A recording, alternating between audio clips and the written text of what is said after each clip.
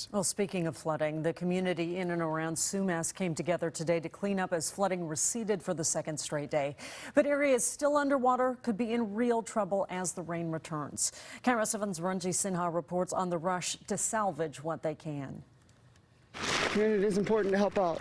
In the wake of severe flooding that cut off Sumas from the rest of Whatcom County, Sumas is showing what kind of community it is. I grew up in this area. I grew up on a dairy farm in Sumas, and this area has been hard hit with the flood, and I just felt compelled to volunteer.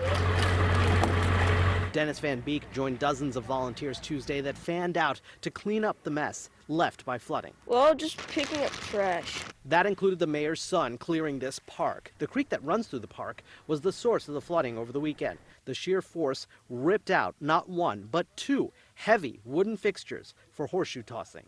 It was heavy, but I live for heavy.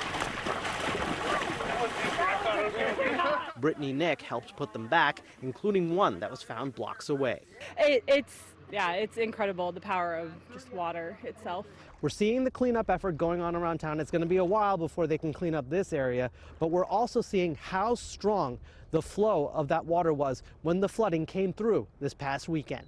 Weather can change, so if we get a lot of rain, then we'll be back in the same boat. For now, water is receding, but Sumas still has flooding and road closures. There could be days of cleanup ahead. So it's just a matter of people trying to clean up and get their lives put back together, because it is tragic when you're dealing with water. In Sumas, Ranji Sinha, Cairo 7 News.